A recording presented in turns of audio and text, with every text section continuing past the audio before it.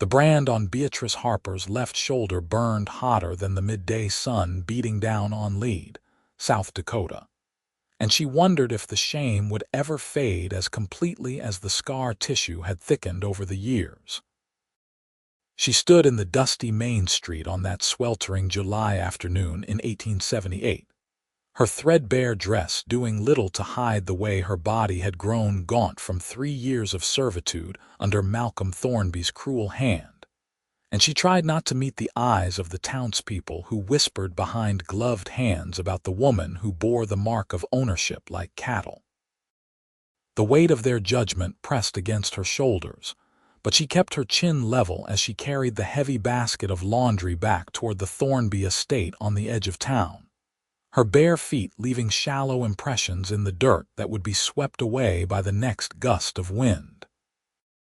Fletcher Merrick had seen many things in his 26 years, most of them while driving cattle from Texas to the railheads in Kansas and Nebraska. But the sight of a woman with fresh bruises on her arms carrying a load twice her size while wealthy men tipped their hats and looked away made his jaw tighten with an anger he had not felt since he watched his own mother work herself to death trying to keep their family farm afloat after his father died. He had arrived in Lead 2 days prior with enough money in his pockets from the last drive to finally buy a small piece of land and start the ranch he had dreamed about since he was a boy, and he had no intention of getting involved in the complicated affairs of a town where he knew no one and no one knew him. But something about the way this woman walked, her spine straight despite the weight she carried, her dark hair falling loose from its pins to frame a face that must have been beautiful before exhaustion had carved hollows beneath her cheekbones, made him pull his horse to a stop outside the general store and ask the shopkeeper who she was. "That's Beatrice Harper," the man said, his tone suggesting Fletcher should already know this information. "Came here 4 years back looking for work after her father died and left her with nothing but debts. Malcolm Thornby paid off what she owed in exchange for 7 years of service. Branded her like he does all his servants, though most folks think that practice should have died out with the war. She's got 3 more years before she's free, assuming he doesn't find some excuse to extend her contract. Poor girl, but what can anyone do? The law says a contract is a contract." Fletcher felt his stomach turn at the casual way the shopkeeper discussed a woman's bondage, but he kept his expression neutral as he purchased the supplies he needed and loaded them onto his pack horse. He told himself it was none of his business, that he had his own future to build, and could not afford to make enemies before he had even settled into town. But as he rode past the Thornby estate later that evening, he saw Beatrice hanging laundry in the fading light, and when a man he assumed was Thornby himself came out to berate her for some perceived failure, Fletcher found himself dismounting and walking toward the fence that separated the property from the road. Beatrice had learned to make herself small during Thornby's tirades, to let his words wash over her like dirty water that would eventually drain away. But tonight, she felt the pressure building behind her eyes that signaled tears she refused to shed. He was angry because she had not finished mending his best shirt in time for some social engagement. Never mind that he had only told her about it an hour ago, and she still had 3 other tasks to complete before she would be allowed to sleep. She kept her eyes on the ground and murmured the apologies he expected, even though she felt no remorse for failing to meet impossible demands, and she did not notice the stranger at the fence until Thornby's voice changed pitch. "Can I help you, friend?" Thornby called out, his tone dripping with the false friendliness of a man who considered himself above others, but knew how to wear a mask in public. Fletcher leaned against the fence post, his posture relaxed but his eyes hard. "Just wondering if you might be willing to sell your servant's contract. I'm new in town and could use help getting my ranch started. Name's Fletcher Merrick." Thornby laughed, the sound like gravel in a tin cup. Not for sale, I'm afraid. Good help is hard to find, and Miss Harper here still owes me 3 years of service. But if you're looking for ranch hands, there are plenty of men at the saloon who would work for fair wages.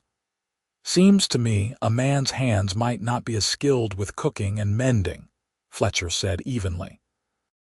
And I'm prepared to pay well for the remainder of her contract.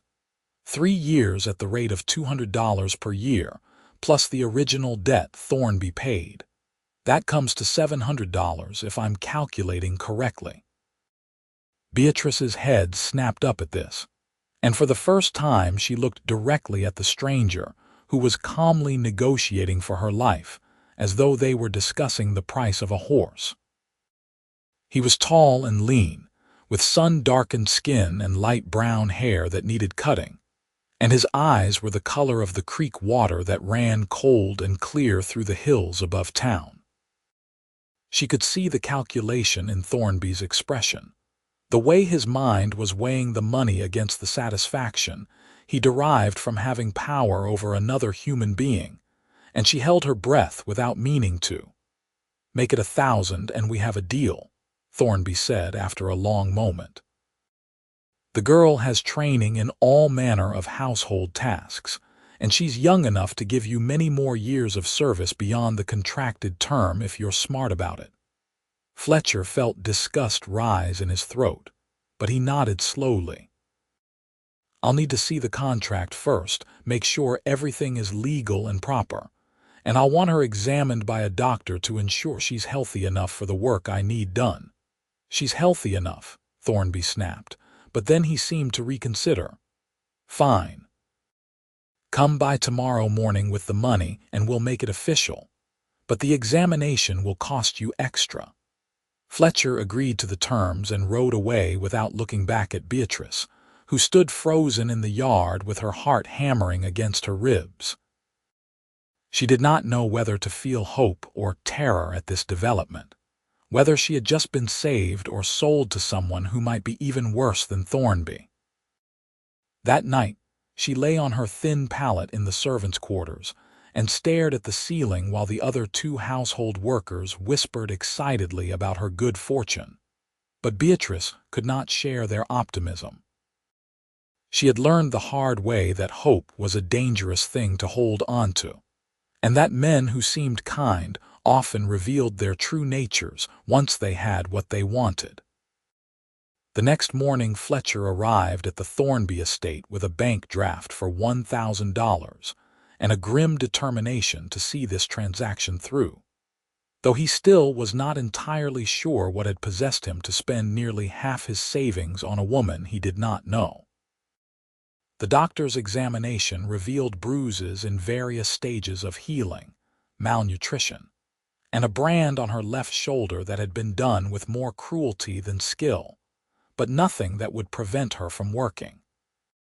Fletcher signed the papers that transferred Beatrice's contract to his name, and then he helped her gather her few possessions: a threadbare dress, a worn brush, and a small bundle of letters from her father that she kept wrapped in oilcloth.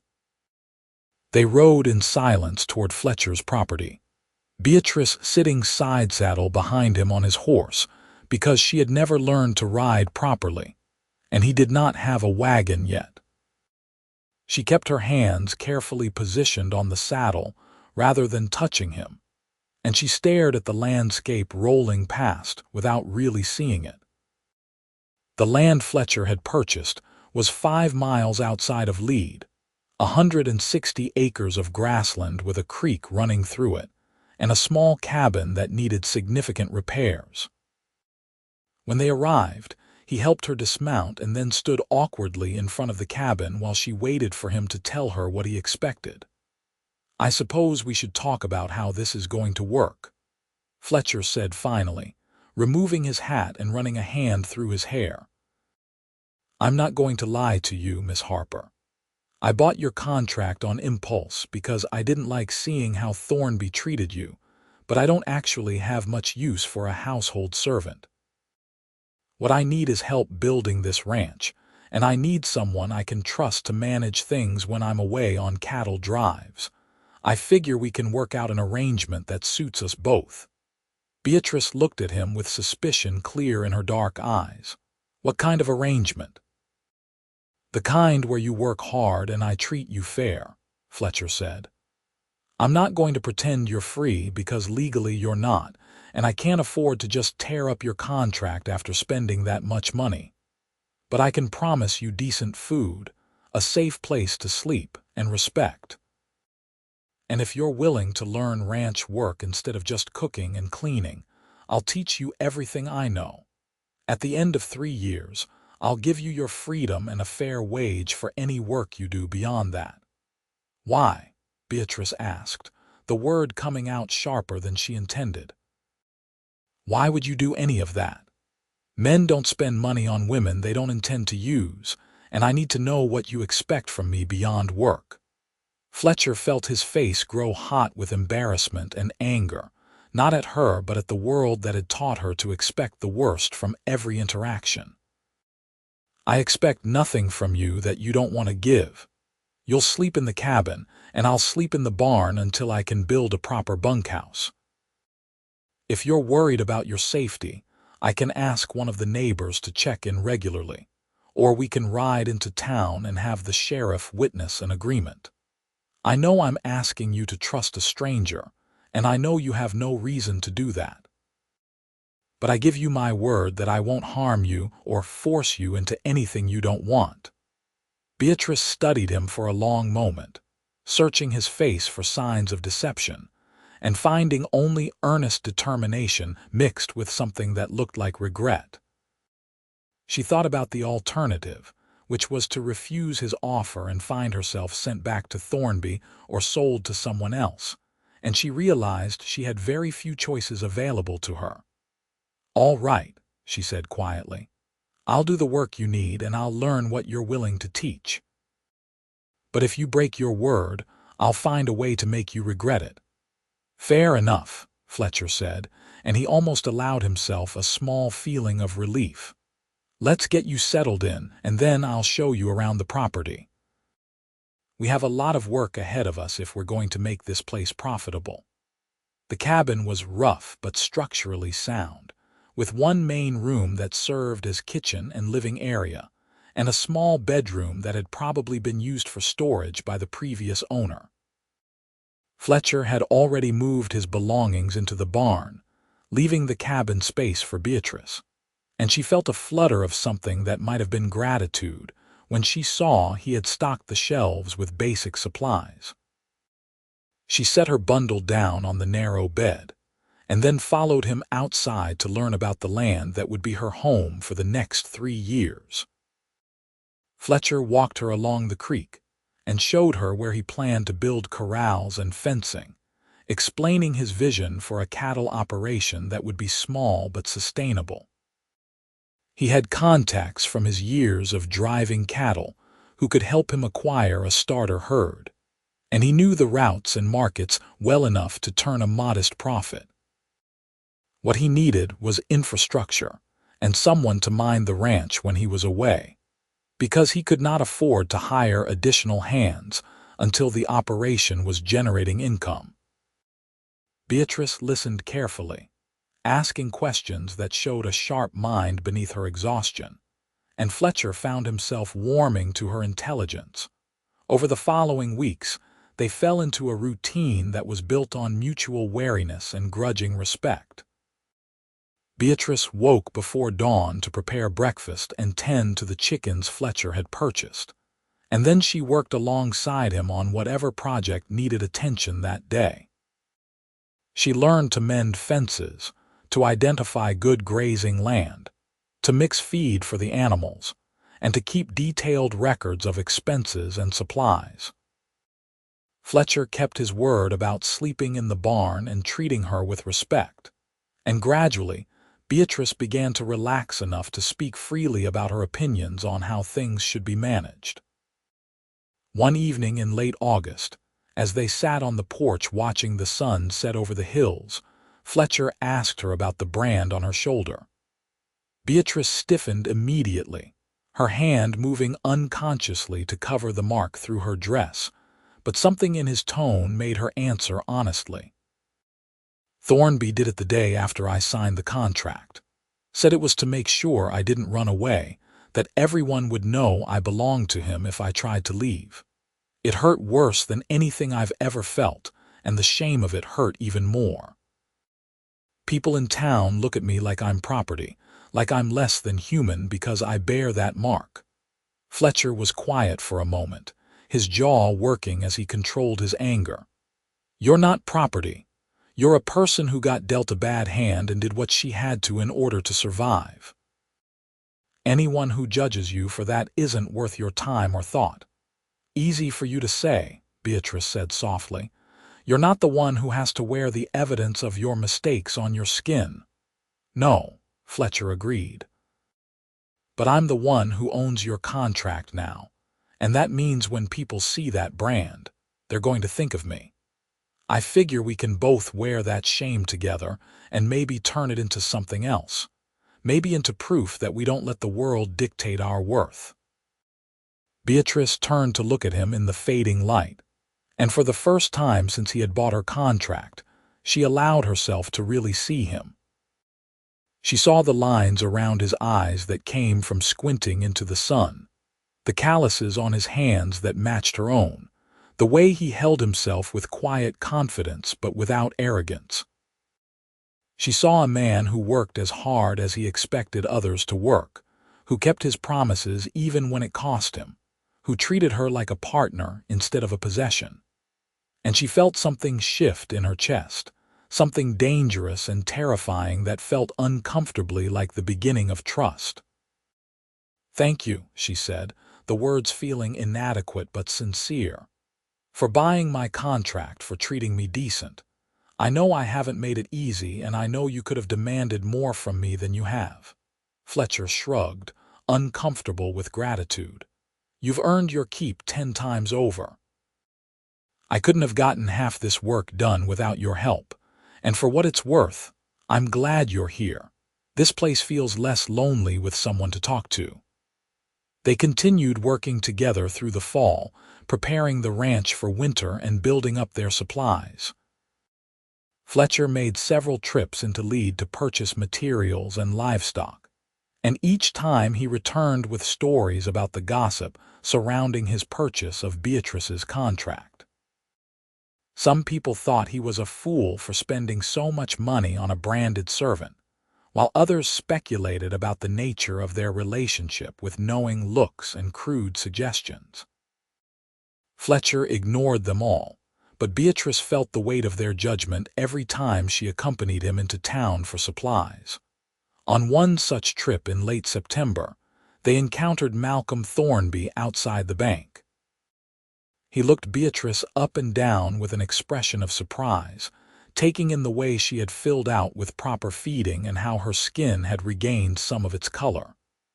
"Well, Miss Harper, I see your new master is treating you well. Better than you deserved, I'd say. I trust you're being properly grateful for his generosity." Beatrice felt Fletcher tense beside her, but she spoke before he could respond. "Mr. Merrick treats me with respect and fairness, which is more than I can say for my time in your employment. I'm grateful every day that he saw fit to purchase my contract." Thornby's expression darkened. "Careful with that tongue of yours, girl. A servant who speaks above her station is a servant who needs correction. Perhaps Mr. Merrick has been too lenient with you. Perhaps you should concern yourself with your own affairs and leave Miss Harper alone," Fletcher said, his voice low and dangerous. "Her contract belongs to me now, which means how I choose to treat her is none of your concern. And if I hear that you've been spreading lies or making trouble for either of us, I'll make it my business to ensure everyone in town knows exactly how you treated the people in your service." Thornby sputtered with indignation, but he backed down under Fletcher's steady gaze. After he stalked away, Beatrice let out a breath she had not realized she was holding. "You shouldn't antagonize him. He has influence in this town and he could make things difficult for you." "Let him try," Fletcher said. "I'm not afraid of men like Thornby." They're bullies who only have power because decent people look the other way. But I appreciate you defending me back there. Took courage to speak up to him like that." Beatrice felt warmth spread through her chest at his words, and she realized with a start that she cared what Fletcher thought of her.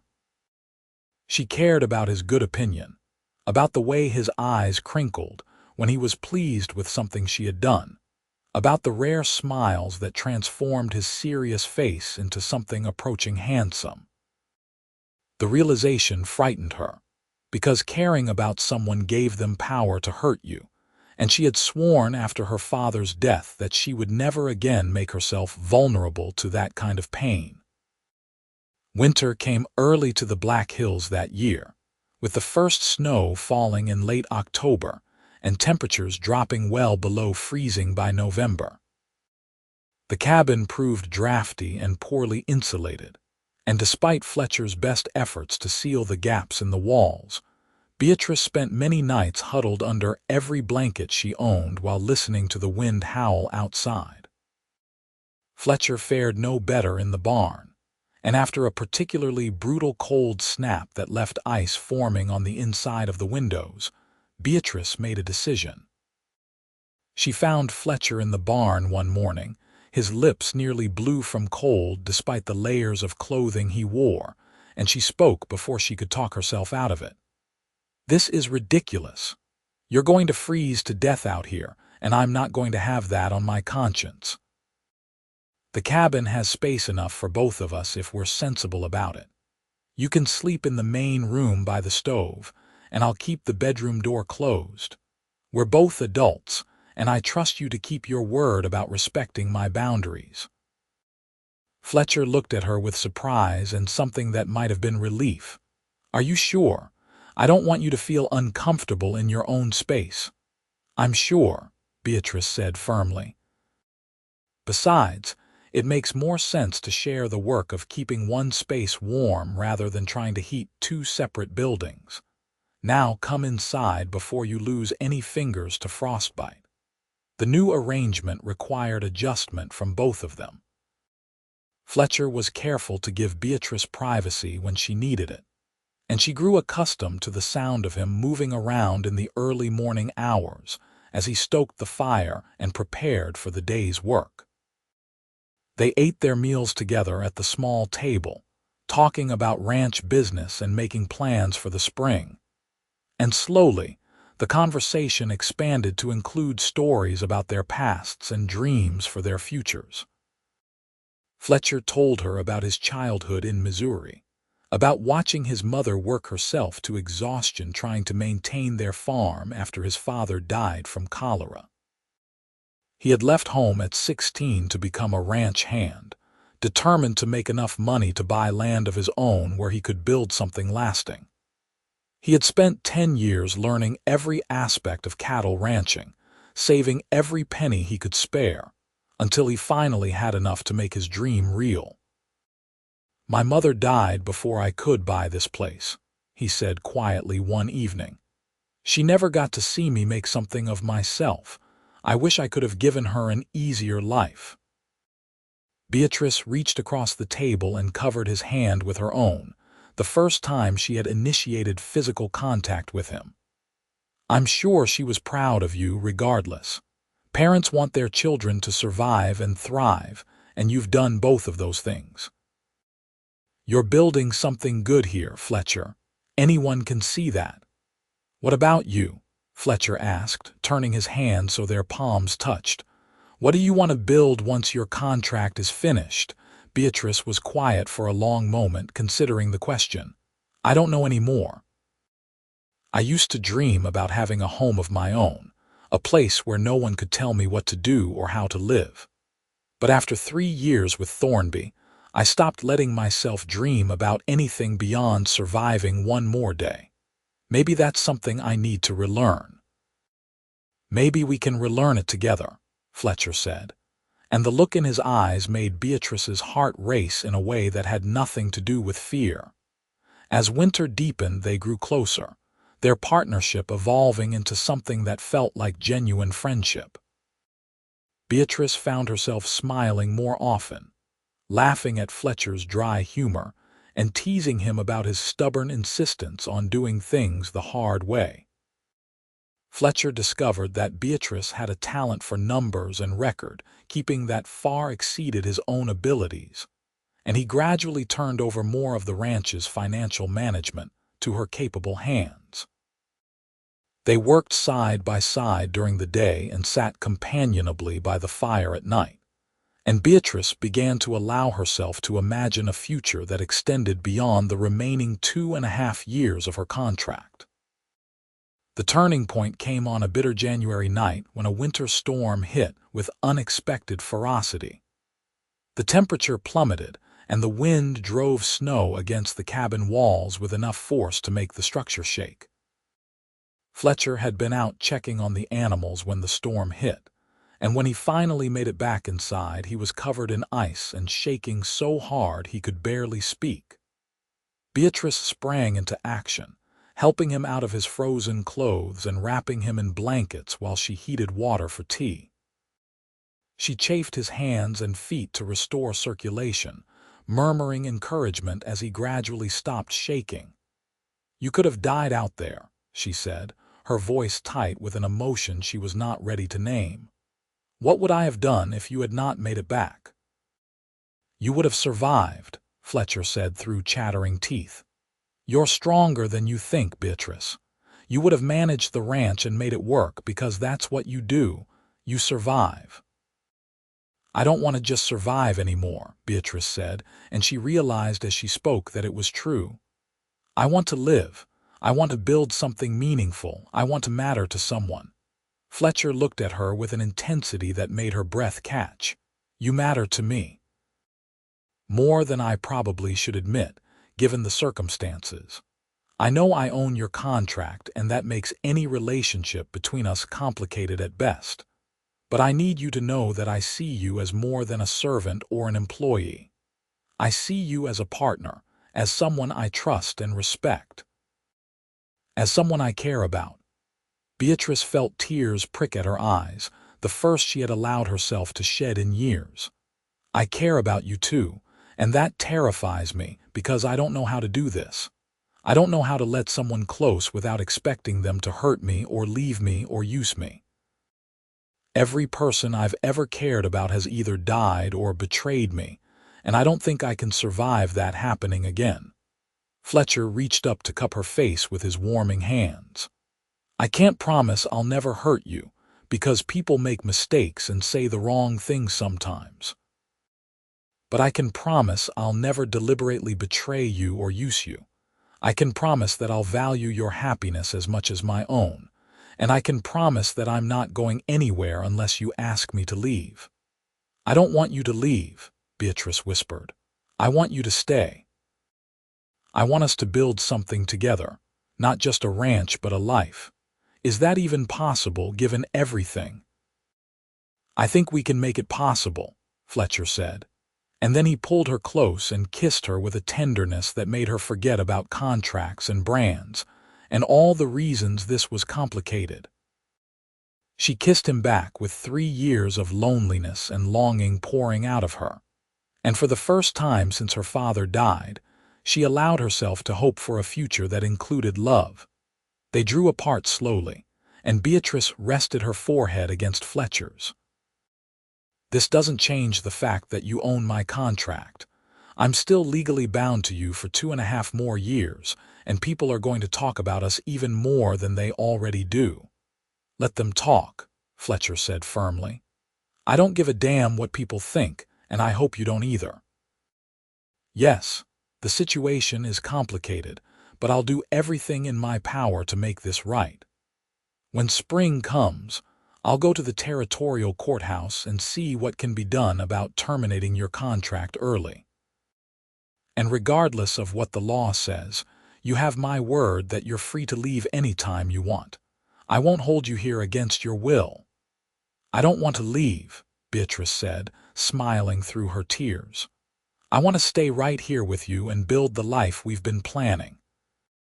I want to prove to everyone in Lead that we're more than what they think we are." Fletcher kissed her again, softer this time, and then they spent the rest of the night talking about their future. They discussed how to handle the gossip and judgment they would inevitably face, how to structure their partnership in a way that felt equal despite the legal reality of her contract, and what they wanted their life together to look like once she was truly free. By the time dawn broke over the snow-covered hills, they had reached an understanding that felt as binding as any legal document. Word of their relationship spread through Lead with the speed of wildfire through dry grass. Some people were scandalized by the idea of a man taking up with his own servant, while others whispered that Fletcher had bought Beatrice's contract specifically for that purpose. The few who knew them well enough to have seen how they interacted defended them against the gossip, but the judgment was widespread enough that Beatrice felt it like a physical weight whenever they went into town. Fletcher dealt with it by staring down anyone who dared to say something negative in his presence, and by making a point of treating Beatrice with obvious respect and affection in public. Malcolm Thornby, predictably, took the opportunity to spread vicious rumors about both of them. He told anyone who would listen that Fletcher had tricked him into selling Beatrice's contract by claiming he needed household help, and that the arrangement between them was immoral and probably illegal. He suggested that Beatrice was a woman of loose morals who had probably seduced Fletcher into buying her contract, and that Fletcher was a fool who would regret his choices when she inevitably ran off with his money. The rumors hurt, but they also had an unexpected effect. On a cold February morning, Fletcher and Beatrice were loading supplies into their wagon when the sheriff approached them. James Morrison was a stern man in his 50s who had a reputation for fairness, and he looked uncomfortable as he cleared his throat. "Mr. Merrick, Miss Harper. I've been hearing some concerning talk around town, and I need to ask you some questions. Is Miss Harper here of her own free will, or are you forcing her into an inappropriate relationship?" Beatrice felt anger flare in her chest, but Fletcher put a calming hand on her arm before she could speak. "Miss Harper is here of her own free will, Sheriff. Yes, I own her contract, but that gives me no right to demand anything from her beyond the work we agreed upon. Our personal relationship is separate from the legal arrangement, and it's based on mutual affection and respect." "Is that true, Miss Harper?" the sheriff asked, looking directly at Beatrice. "Because if you're being forced into anything against your will, I can help you. The law may recognize servitude contracts, but it doesn't allow for abuse or coercion of a sexual nature." "It's completely true," Beatrice said firmly. "Fletcher has never forced me to do anything I didn't want to do. He's treated me with more kindness and respect than anyone else in my life, and our relationship is my choice. I understand that people find our situation unusual, but that doesn't make it wrong." The sheriff studied them both for a long moment, and then he nodded slowly. "All right, I believe you. But I need you to understand that there are people in this town who want to see you brought up on charges, Mr. Merrick. Malcolm Thornby, in particular, is pushing for an investigation into whether you violated the terms of the contract or engaged in immoral conduct. I don't personally care what two consenting adults do in private, but I have to be seen following up on complaints, so I'm going to need you to be very careful about appearances for a while." Fletcher felt frustration burn in his gut, but he kept his voice even. "We'll be careful, Sheriff. But I want it noted that we've done nothing wrong, and any charges Thornby brings are motivated by personal grudge rather than legitimate concern." "Noted," the sheriff said. "For what it's worth, I think you're both good people in a difficult situation. Just keep your heads down and don't give the gossips any more ammunition." After the sheriff left, Beatrice leaned against the wagon and closed her eyes. "This is never going to end, is it?" No matter how careful we are or how well we prove ourselves, there will always be people who judge us for this. Probably, Fletcher admitted. But that's their problem, not ours. We know the truth of what we are to each other, and that's what matters. Let them talk. Let them judge. We'll keep living our lives and building our future, and eventually most people will find something else to gossip about. I want to believe that, Beatrice said. But I also know what it's like to be the target of a town's disapproval. It wears on you, makes you doubt yourself and your choices. I don't want that poison to seep into what we have together. Fletcher pulled her into his arms, not caring who might see. Then we won't let it. We'll hold onto each other and remember why we made this choice. We'll be strong enough to weather whatever comes, because we're stronger together than we are apart. Can you believe that? Beatrice buried her face against his chest and breathed in the scent of him, leather and soap and something uniquely Fletcher. I can believe that. I do believe that. I just wish it was easier. Nothing worth having is easy, Fletcher said, and he pressed a kiss to the top of her head. But I promise you, Beatrice, we'll get through this, and when we come out the other side, we'll have a life that's ours and no one else's. Spring came late that year, with snow lingering in the high valleys until well into April. But when the ground finally thawed and the grass began to grow, Fletcher and Beatrice threw themselves into the work of expanding the ranch. Fletcher used his remaining savings to purchase a small herd of cattle from a rancher he knew in Wyoming. And he spent long days building corrals and fences, while Beatrice managed the household and kept detailed records of every expense and income. They worked from sunrise to well past sunset, falling into bed exhausted each night. But there was satisfaction in the work and in watching their dream take tangible shape. On a warm May evening, as they sat on the porch watching the cattle graze in the distance, Fletcher reached into his pocket and pulled out a small bundle wrapped in cloth. He handed it to Beatrice without speaking, and she unwrapped it carefully to find a simple gold ring that glinted in the fading light. I know we can't get married legally while you're still under contract, Fletcher said quietly. And I know that even after the contract expires, there will be people who think we're wrong for each other. But I want you to know that I'm committed to you for as long as you'll have me. This ring is a promise that I see you as my partner in every way that matters, and that I intend to make our relationship official the moment the law allows.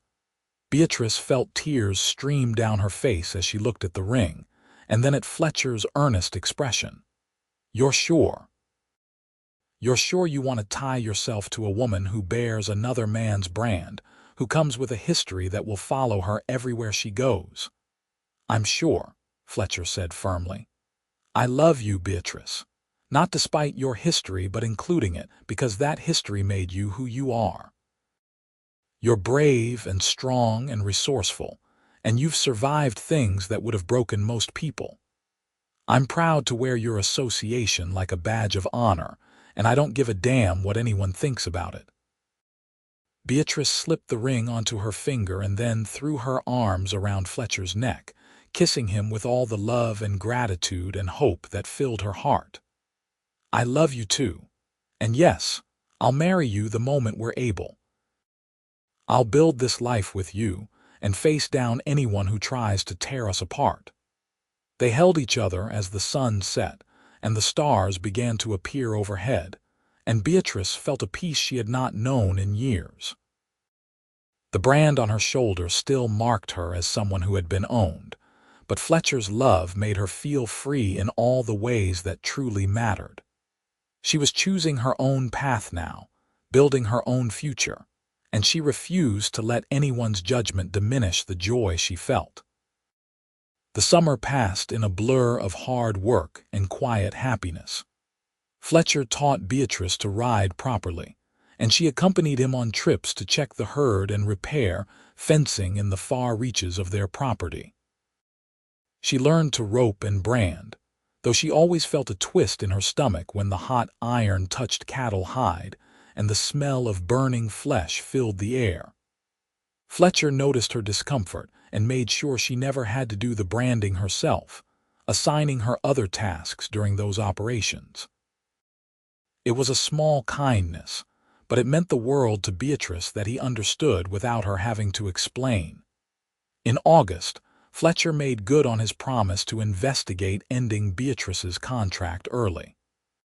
He rode to the territorial courthouse in Deadwood and spent 2 days consulting with lawyers and officials about the process. What he learned was discouraging. The servitude contract was legal and binding, and there was no provision for early termination unless both parties agreed, and the original debt was repaid in full. Since Malcolm Thornby had already been compensated for the remaining years of the contract, there was no legal basis for ending it before the agreed-upon term expired. Fletcher returned to the ranch frustrated and angry at a system that treated human beings like property, but Beatrice took the news with unexpected calm. "We knew it was a long shot, and honestly, 2 more years isn't that long in the grand scheme of things. We're already building the life we want, and a piece of paper doesn't change how we feel about each other. We'll make it official when the time comes, and until then, we'll keep doing exactly what we've been doing." "You're more patient than I am," Fletcher said, pulling her close. "I hate that the law still considers you my property. I hate that I can't introduce you as my wife or my partner without people making assumptions. I hate that Thornby gets to have any claim over your life, even indirectly." "Then let's stop thinking about what we can't change and focus on what we can," Beatrice said. "We can build this ranch into something successful. We can prove to everyone that we're serious about our commitment to each other. We can show them that love doesn't care about legal documents or social conventions. And in 2 years, we can stand in front of a preacher and make vows that everyone will have to acknowledge." Fletcher kissed her forehead and nodded. "You're right. And in the meantime, I'm going to make damn sure everyone knows that you're not just my servant. You're my partner, and anyone who treats you otherwise will answer to me." He made good on that promise in the months that followed. When they went to town for supplies, he made a point of consulting with Beatrice openly about purchases and decisions, making it clear that her opinion carried equal weight to his own. When local ranchers came by to discuss cattle prices or grazing rights, he introduced her as his business partner and insisted she be included in all conversations. Some people accepted this readily, while others remained skeptical or openly disapproving. But Fletcher's consistency and Beatrice's obvious competence gradually won over many of the doubters.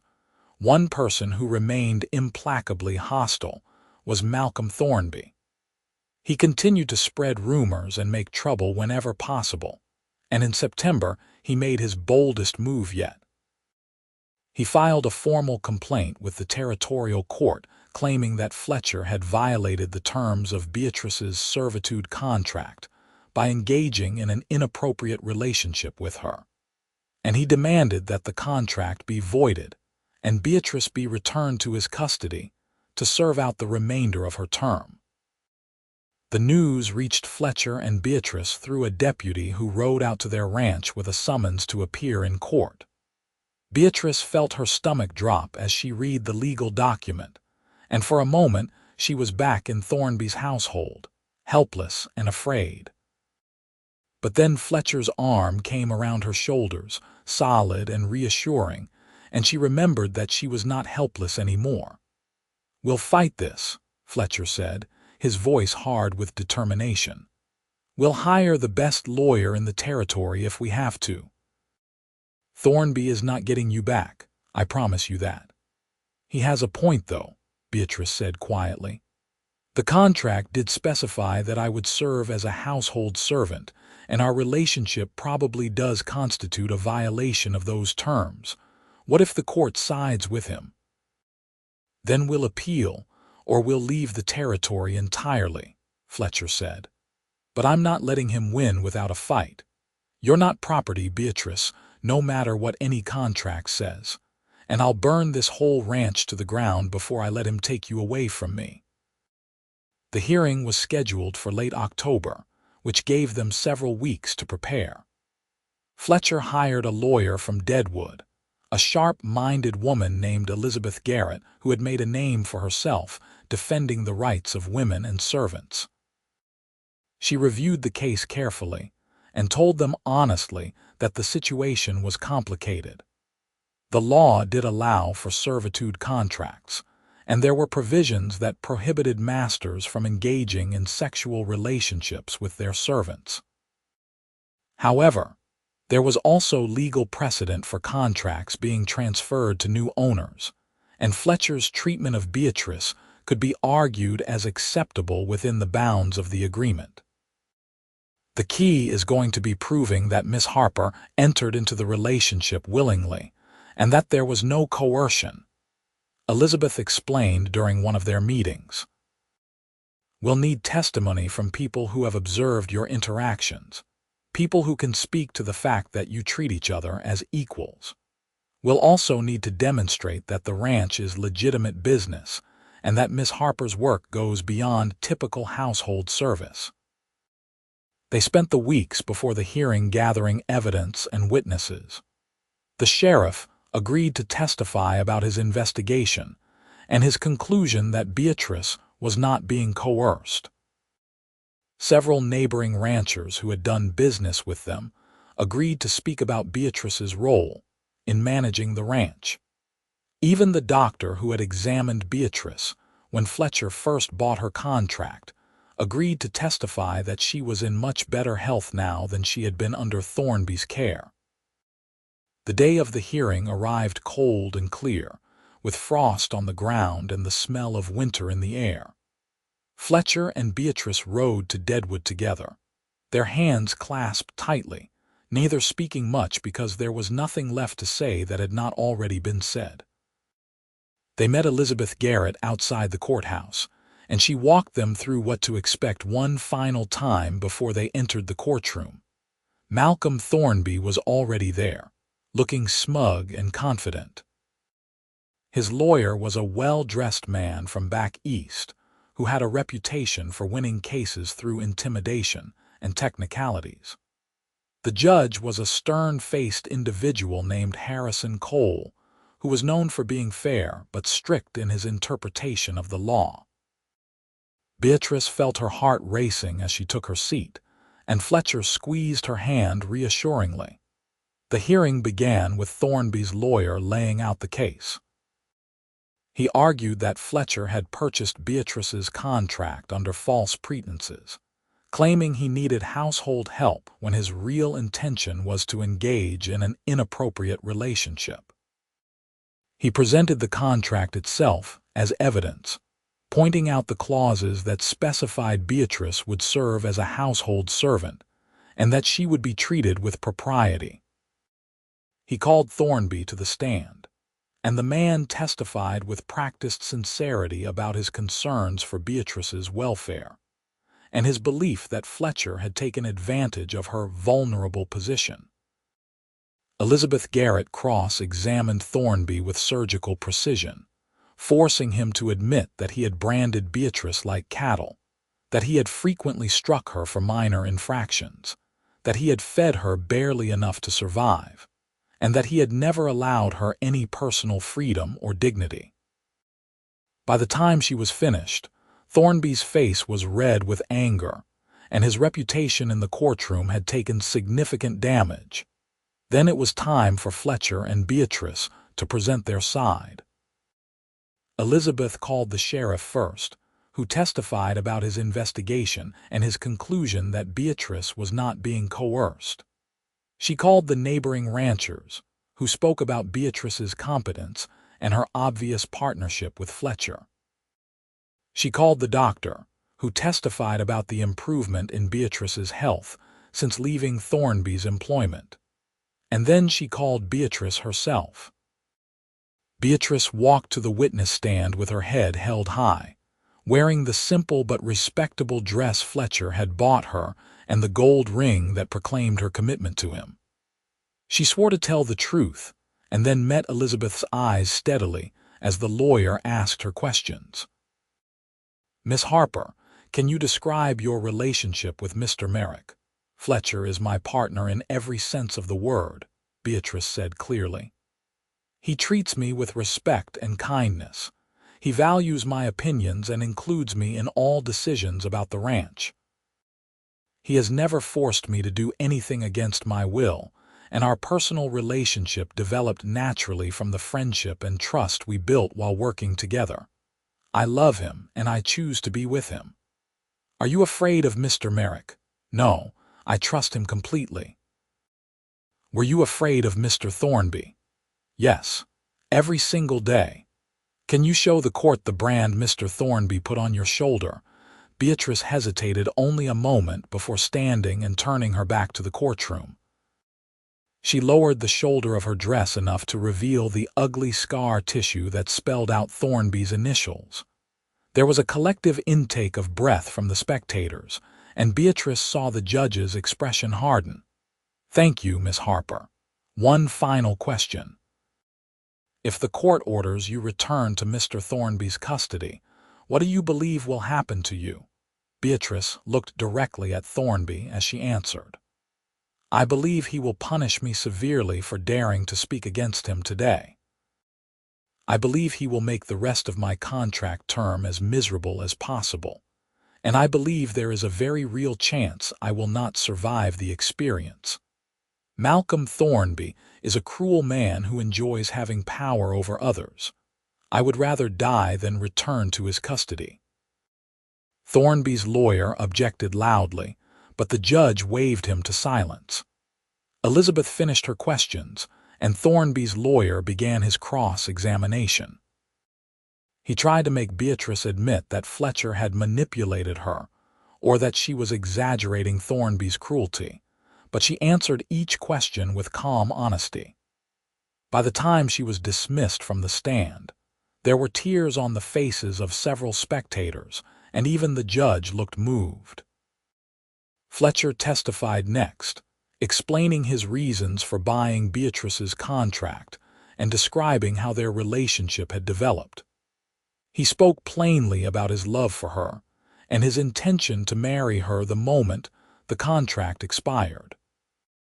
He admitted that the situation was unconventional, but argued that unconventional did not mean wrong or illegal. Thornby's lawyer tried to trip him up, suggesting that he had planned the whole thing from the beginning, but Fletcher's consistent honesty made it difficult to paint him as a villain. The final arguments were made, and then the judge called for a recess while he considered the evidence. Fletcher and Beatrice waited in an anteroom, holding each other and trying not to imagine what would happen if they lost. Elizabeth tried to reassure them, saying she thought the testimony had gone well, but the truth was that the law was not on their side and the judge would have to make a difficult decision. After 2 hours that felt like 2 years, they were called back into the courtroom. Judge Cole looked stern as he reviewed his notes, and then he began to speak. "This case has presented a number of difficult questions about the nature of servitude contracts and the rights of individuals under such agreements. Having reviewed the evidence and heard the testimony, I am prepared to make my ruling. First, I find that Mr. Thornby's treatment of Miss Harper during her time in his employ was unconscionable. The practice of branding human beings is barbaric and should be outlawed, and his physical abuse of her constituted a violation of the basic human decency that should govern all such arrangements. Second, I find that Mr. Merrick's purchase of Miss Harper's contract was made in good faith, and that he has treated her with respect and fairness. Third, I find that Miss Harper's relationship with Mr. Merrick is based on genuine affection and free choice, not coercion or manipulation." Beatrice felt hope flare in her chest, but she tried not to let it show until she heard the complete ruling. However, the judge continued, the law is clear that servitude contracts must be honored, and there is some merit to Mr. Thornby's argument that the nature of Mr. Merrick's relationship with Miss Harper constitutes a violation of the original terms. I am therefore faced with a choice between strict interpretation of the law and what I believe to be justice. In this case, I choose justice. I hereby declare Miss Harper's servitude contract null and void, effective immediately. Mr. Merrick will not be required to return the money he paid for the contract, as I find that Mr. Thornby forfeited any right to compensation through his abusive treatment of Miss Harper. She is free to go where she chooses and to associate with whom she chooses. This court is adjourned. For a moment, there was stunned silence in the courtroom, and then Fletcher let out a whoop of joy and swept Beatrice into his arms. She was laughing and crying at the same time, unable to believe that it was real, that she was truly free. Elizabeth was grinning and accepting congratulations from other lawyers, and even the sheriff came over to shake Fletcher's hand and wish them well. Malcolm Thornby stormed out of the courtroom with his lawyer hurrying after him, his face twisted with rage at the ruling. But Beatrice barely noticed him. All she could focus on was the feeling of Fletcher's arms around her and the knowledge that she was finally, truly free to choose her own path. They rode back to the ranch in a state of euphoria, making plans for their future now that there were no legal obstacles in their way. Fletcher wanted to get married as soon as possible, and Beatrice agreed eagerly. They decided to have a small ceremony at the ranch with just a few close friends as witnesses, not because they were ashamed of their relationship, but because they wanted the day to be about them and their commitment to each other, not about the spectacle or the gossip. The wedding took place on a crisp November afternoon, with the minister from Lead performing the ceremony, and a handful of neighboring ranchers and their wives in attendance. Beatrice wore a simple blue dress that Fletcher had bought her for the occasion, and she carried wildflowers that she had dried and saved from the summer. Fletcher wore his best suit and looked so nervous that Beatrice had to reassure him before they said their vows. When the minister pronounced them husband and wife and Fletcher kissed her, Beatrice felt a completeness she had never imagined possible. The celebration that followed was modest but joyful, with food and music and dancing that lasted well into the evening. Their neighbors toasted their happiness and wished them prosperity, and for once the gossip was all positive. Even the sheriff stopped by with a bottle of whiskey and his congratulations, telling them that the whole town was talking about Judge Cole's ruling, and that it might lead to changes in how servitude contracts were handled throughout the territory. As the guests departed, and Fletcher and Beatrice stood together watching the stars come out, she leaned her head against his shoulder and sighed with contentment. "I never thought I could be this happy. After everything that happened, after years of just trying to survive, I didn't think I deserved happiness or love." "Everyone deserves those things," Fletcher said, wrapping his arms around her. "And you've earned them 10 times over through your strength and resilience. I'm just grateful you chose to build this life with me. I'm grateful you saw past the brand and the circumstances to the person I actually am," Beatrice said. "You gave me back my dignity and my freedom. You showed me that I'm worth more than what was done to me. That's a gift I can never fully repay." "You don't need to repay it," Fletcher said. "We're partners, equals. We give to each other freely because that's what love is. And speaking of which, I have one more gift for you." He pulled a small envelope from his pocket and handed it to her. Inside was a deed that made Beatrice's eyes widen. Fletcher had put the ranch in both their names, officially making her a co-owner of the property they had built together. I wanted you to have legal proof that this is as much yours as it is mine. That you're not just my wife but my partner in every sense of the word." Beatrice threw her arms around his neck and kissed him deeply, unable to find words adequate to express what this meant to her.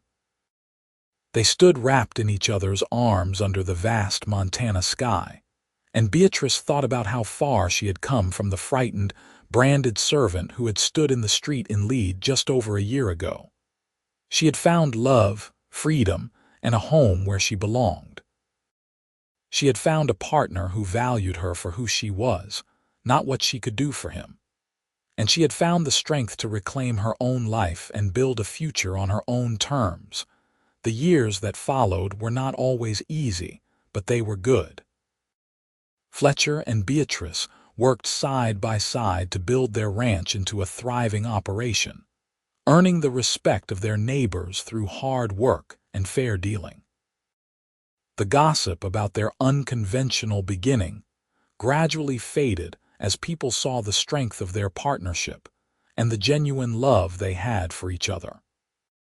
Malcolm Thornby eventually left Lead after Judge Cole's ruling inspired an investigation into his treatment of other servants, and no one mourned his departure. In the spring of 1880, Beatrice discovered she was pregnant. She was terrified at first, remembering her own difficult childhood and worried about bringing a child into a world that could be so cruel. But Fletcher's joy and excitement gradually overcame her fears, and by the time their daughter was born in late November, Beatrice was ready to embrace motherhood with the same determination she had brought to everything else. They named the baby Caroline, and she had Fletcher's light brown hair and Beatrice's dark eyes. Watching Fletcher cradle their daughter with infinite gentleness, Beatrice felt a love so powerful it took her breath away. This was her family, the one she had chosen and built through courage and persistence. This was the life she had fought so hard to create. Over the next several years, 2 more children joined their family, a son they named Daniel and another daughter they called Margaret. The ranch prospered, and they were able to hire several ranch hands to help with the work, which gave Beatrice more time to devote to raising the children and managing the business side of the operation. She proved to have a talent for negotiation and record keeping, and Fletcher was happy to let her handle those aspects of the business while he focused on the cattle and land management. The brand on Beatrice's shoulder never fully faded, but it stopped feeling like a mark of shame and began to feel like a reminder of how far she had come. When her children asked about it, as they inevitably did, she told them the truth about her past in terms they could understand. She explained that she had made choices to survive difficult circumstances, and that sometimes those choices came with consequences that lasted a lifetime. But she also told them that scars, whether physical or emotional, did not define a person's worth or determine their future. She showed them that it was possible to overcome hardship and build a beautiful life. Fletcher never stopped treating Beatrice like the precious gift she was. Even after years of marriage, he still looked at her like she was the most beautiful woman in the world. He still consulted her on every major decision, still valued her opinion above all others. He told her he loved her every single day, and he showed her through his actions that he meant it. When people in town occasionally made comments about their past, Fletcher wore the association like a badge of honor, just as he had promised. He never hid their story or made excuses for it. He simply lived his life in a way that demonstrated that love could triumph over circumstances, and that 2 people could build something lasting even when the odds were against them. On their 10th wedding anniversary, Fletcher and Beatrice took a rare evening away from the children and the ranch to watch the sunset from their favorite spot by the creek. Beatrice looked at the land they had transformed from raw prairie into a productive ranch, at the house they had expanded to accommodate their growing family, at the man beside her who had given her everything she never knew she needed. "You ever regret it?" she asked. "Spending so much money on my contract, taking on all the gossip and trouble that came with me." Fletcher turned to look at her with surprise and something like indignation. "Not for a single moment. Buying your contract was the best decision I ever made. You've given me more happiness than I thought possible. You've built this ranch with me, raised our children with me, stood beside me through every challenge. You're my partner, my love, my best friend. How could I ever regret that?" "I just wanted to hear you say it," Beatrice said with a smile. "Because I want you to know that I don't regret any of it either. Not the hard parts, not the struggles, not even the brand on my shoulder. Because all of that led me to you, and you've given me a life beyond anything I dreamed possible." They kissed as the sun dipped below the horizon, painting the sky in shades of orange and pink and purple. And as darkness fell and stars began to appear overhead, Fletcher and Beatrice walked hand in hand back to the house where their children were waiting, back to the life they had built together through love and determination, and an unwavering commitment to each other. They had taken something that started in cruelty and shame and transformed it into a story of hope and redemption. They had proved that it was possible to overcome the past and build a future worth celebrating. The brand on Beatrice's shoulder would always be there, a permanent reminder of the worst period of her life. But it no longer defined her. She was no longer just the branded servant who had been bought and sold like property. She was Beatrice Merrick, rancher, mother, wife, partner, and survivor. She was a woman who had faced the worst life could throw at her and had come through stronger on the other side. She was a woman who had found love in the most unlikely circumstances and had built a life that honored both her struggles and her triumphs. And when people in Lead or in the surrounding territory talked about Fletcher and Beatrice Merrick, which they often did because their story had become something of a local legend, they spoke with respect and admiration. They talked about the couple who had defied convention and proved that love could transcend legal documents and social expectations. They talked about the ranch that had grown from nothing into one of the most successful operations in the region.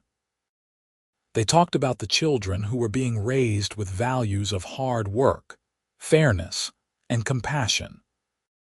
And they talked about how Fletcher Merrick wore his association with his branded wife like a badge of honor, never backing down from anyone who dared to suggest there was anything shameful about their love. As the years passed and their children grew, Fletcher and Beatrice became pillars of their community. They used their success to help others who found themselves in difficult circumstances, quietly paying off servitude contracts for people in situations similar to what Beatrice had endured and helping them find new starts. They advocated for changes to the territorial laws governing such contracts, and they had the satisfaction of seeing some of those changes implemented. They built a legacy that extended far beyond their ranch, touching the lives of countless people who were inspired by their story. Caroline grew into a strong, intelligent young woman who inherited her mother's business acumen and her father's love of the land. Daniel became a skilled horseman and rancher who shared his father's quiet determination and his mother's compassion. Margaret showed early signs of being a talented artist who saw beauty in everything around her. All three children grew up knowing they were loved unconditionally, and they absorbed their parents' values through daily example rather than empty words. On a warm summer evening in 1895, Fletcher and Beatrice sat on their porch watching their grandchildren play in the yard while Caroline and her husband prepared dinner inside. Daniel was away on a cattle drive, carrying on the family tradition, and Margaret was studying art in Chicago, sending home letters full of excitement about everything she was learning. Fletcher was grayer now, with lines around his eyes that came from years of squinting into the sun. But his body was still strong from physical labor, and his eyes still lit up when he looked at his wife. Beatrice had aged too, her dark hair now streaked with silver and her hands showing the wear of decades of hard work. But she moved with confidence and grace, comfortable in her own skin in a way that would have been unimaginable to the frightened young woman she had been 17 years ago.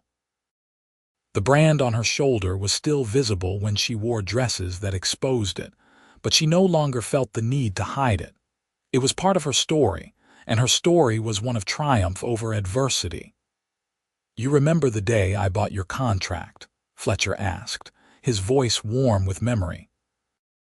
"You looked at me like you thought I was either a fool or a monster, and you were trying to figure out which." Beatrice laughed, the sound rich and genuine. "I thought you were probably both. I could not imagine why anyone would spend that much money on me unless they had terrible intentions. I spent the first month waiting for you to reveal your true nature, and when you never did, I did not know what to make of you." "And now?" Fletcher asked, though he knew the answer.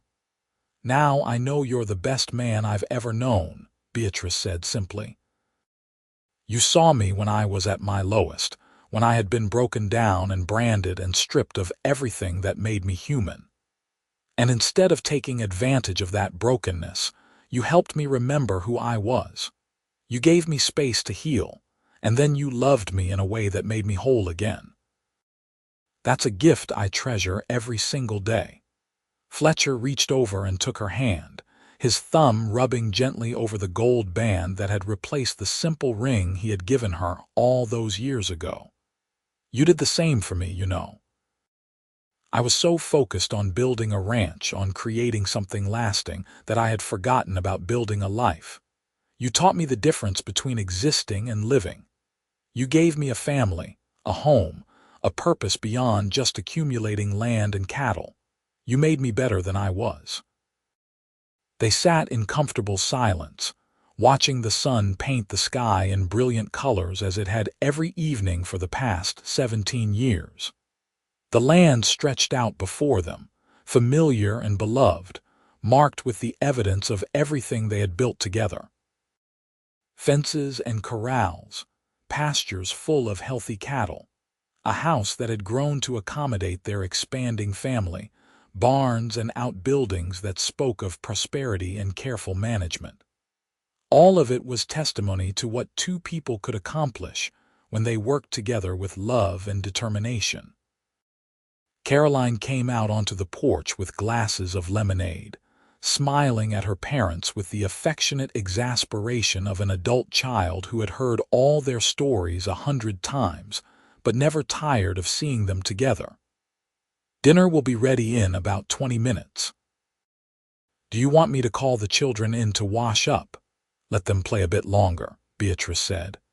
"They are only young once, and summer evenings are for running free and chasing fireflies. We can eat when the sun goes down." After Caroline went back inside, Fletcher pulled Beatrice close and kissed her temple. "Thank you," he said softly. "For what?" Beatrice asked, though she was smiling because she already knew, "For everything. For taking a chance on me, for building this life with me. For giving me children and grandchildren, and a reason to be grateful every morning when I wake up. For being brave enough to love me even when you had every reason to guard your heart. For making me the happiest man alive." Beatrice turned in his arms and kissed him properly, with all the passion and tenderness of nearly 2 decades together. "The happiness goes both ways. You saved my life, Fletcher Merrick. Not just from Thornby, but from the belief that I was not worthy of being saved. You showed me what love is supposed to look like, what partnership really means. You wore my past like a badge of honor when everyone else saw it as shame. That's what makes you extraordinary." As the fireflies began to emerge, and the children's laughter rang out across the yard, Fletcher and Beatrice Merrick held each other and counted their blessings. Their story had started with a brand that marked servitude and shame, but it had transformed into a love story that inspired everyone who heard it. They had proved that circumstances did not define destiny, that love could flourish even in the harshest soil, and that two people committed to each other could overcome any obstacle. The brand would always be there, a permanent mark on Beatrice's skin. But it had become something else over the years. It had become a symbol of survival, of transformation, of refusing to let the worst moment of your life define all the moments that followed. It had become proof that scars could tell stories of strength rather than weakness, that the things meant to break us could instead become the foundation on which we built our greatest triumphs. Fletcher wore his association with Beatrice like a badge of honor, just as he had promised he would. He wore it in the way he introduced her as his partner and equal. He wore it in the way he defended her against anyone who dared to suggest she was anything less than remarkable. He wore it in the way he loved her openly and proudly, showing the world that she was his choice and his treasure. And Beatrice wore her own badge of honor in the form of the brand that had once symbolized her enslavement. She wore it as proof that she had survived, that she had overcome, that she had taken the worst thing that had ever happened to her and transformed it into the beginning of the best thing that had ever happened to her. Their children and grandchildren would carry forward the lessons they had learned from Fletcher and Beatrice. They would remember that love requires courage, that partnership means equality, that past mistakes or misfortunes do not determine future possibilities. They would tell the story of how their grandmother had been a branded servant, and how their grandfather had bought her contract and then given her freedom and love. They would tell it as a story of hope, of redemption, of two people who had built something beautiful from unpromising beginnings. As darkness fell completely, and Caroline called everyone in for dinner, Fletcher and Beatrice walked hand in hand into the warm, well-lit house that represented everything they had created together. They gathered around the table with their daughter and son-in-law and grandchildren, sharing food and laughter and the easy conversation of people who loved each other deeply. And as Beatrice looked around at the faces of her family, at the home she had helped build, at the man who had changed her life by seeing her as a person rather than property, she felt a gratitude so profound it brought tears to her eyes. This was what freedom looked like. Not just the legal freedom that Judge Cole had granted her all those years ago, but the deeper freedom that came from being loved unconditionally, from being valued for who you were, from having a place in the world where you belonged completely. This was what it meant to overcome the past and build a future worth celebrating. This was what it meant to take something that started in darkness and transform it into light. The brand on her shoulder would always be there, but Beatrice Merrick wore it now with pride rather than shame. She wore it as a reminder of where she had been and how far she had come. She wore it as proof that the things meant to mark us as lesser could instead become symbols of our greatest strength.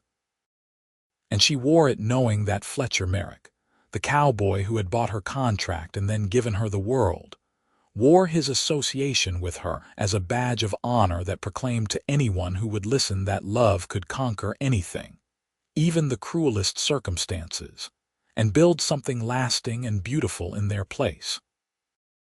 Their story was complete now, not because their lives were over, but because they had achieved everything they set out to build. They had a successful ranch, a loving family, respect in their community, and most importantly, they had each other.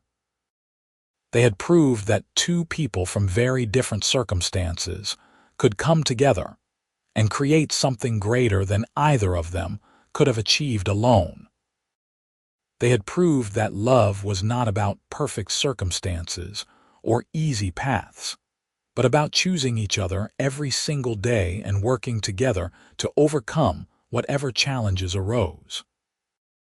As the evening wore on, and the grandchildren were put to bed in Caroline, and her husband said their goodbyes, Fletcher and Beatrice returned to their porch one final time before retiring for the night.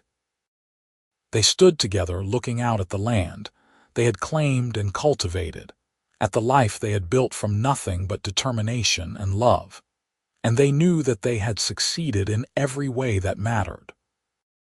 They had taken the worst thing that had ever happened to Beatrice, her years of servitude and the brand that marked her as property, and they had transformed it into the foundation for the best thing that had ever happened to either of them, their love and their life together.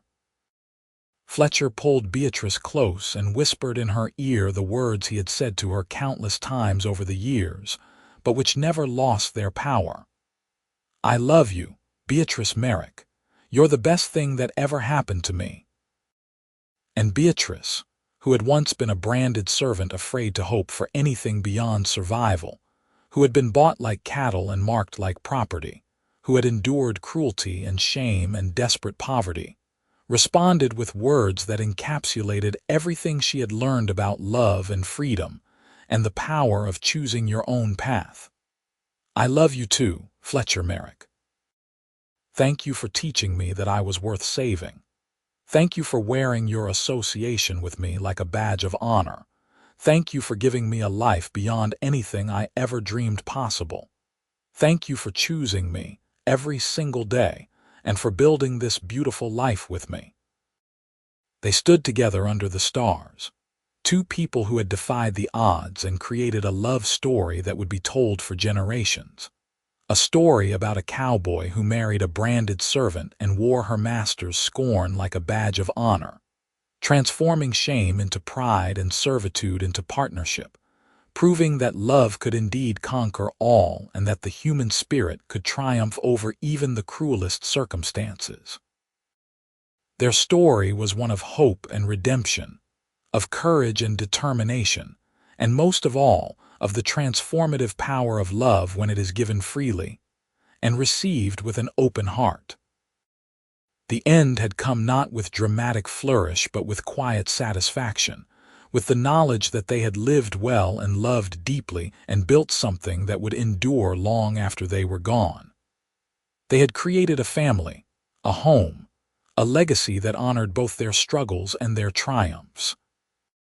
They had shown that it was possible to overcome the past and build a future that celebrated the best of what humans could be when they chose love over judgment, partnership over possession, and hope over despair.